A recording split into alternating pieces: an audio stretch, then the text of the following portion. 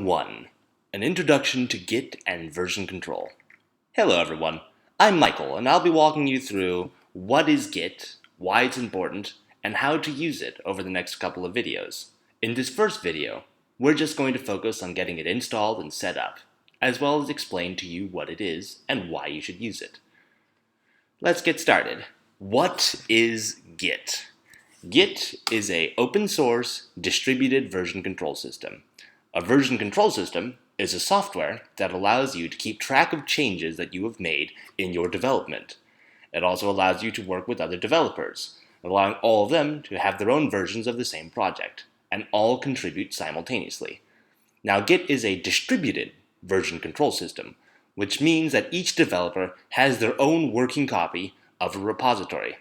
These may differ slightly from each other throughout the course of development, and developers can, over the internet, exchange and update their repositories and keep them in sync with each other. By comparison, a centralized version control system has one central repository that all developers commit their work to. Now, this has its advantages and disadvantages. One of the largest disadvantages being if something ever happens to the main repository, oftentimes your data will be corrupted and there is no way to recover it. Versus in a distributed version control system, everyone has a working copy.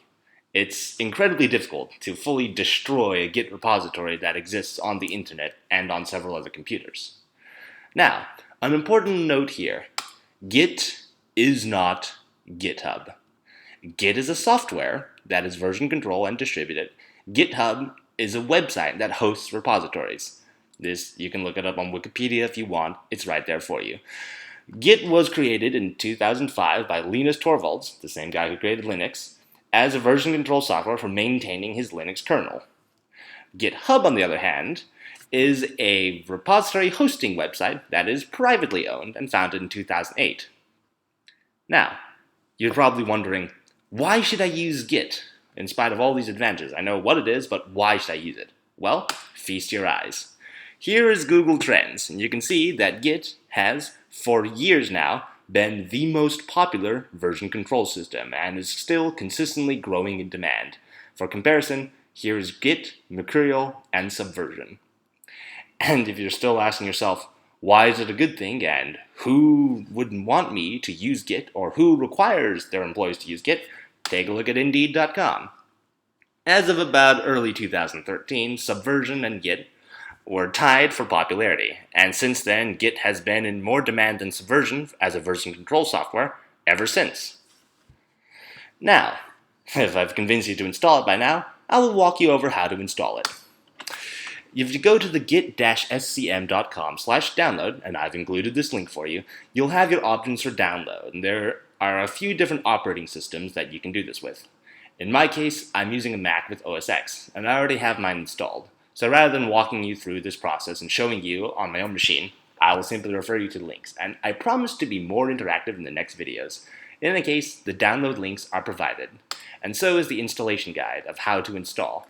With Linux, you can run these commands straight from the command line and have them installed.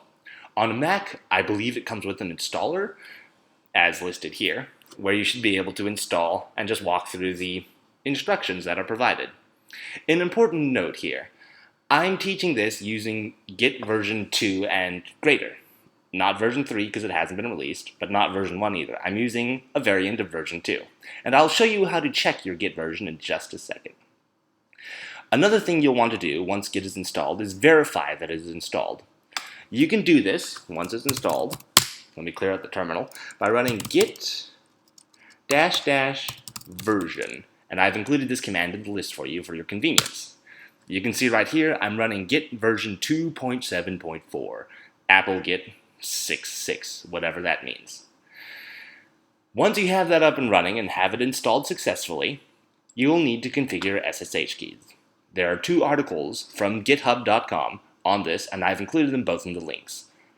An SSH key will allow you to associate your computer with a key that matches your GitHub, therefore allowing your computer access to your GitHub repository. It would be a shame to have to retype the password every time you wanted to make a change to your GitHub. That would be very time consuming. hence why someone decided, let's use SSH keys to keep ourselves authenticated. In any case, the links are here, and you should be able to follow along. For the most part, step by step exactly, as these instructions are rather verbose. Once you have that set up, you will need to set up your user. And you can do this by running git config, and I believe, let me see that. I have it listed.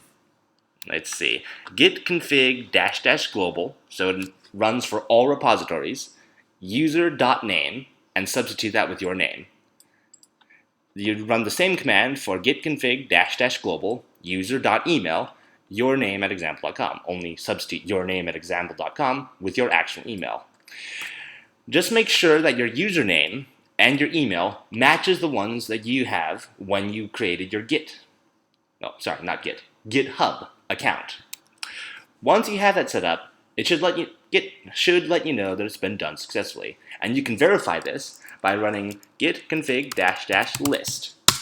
And in this case, it shows you what my username is, my user email is, and it lets you know what all my credentials are. But let's clear those out. And if you've made it this far and got it set up, good for you. I will see you in the next video and show you how to create your first repository.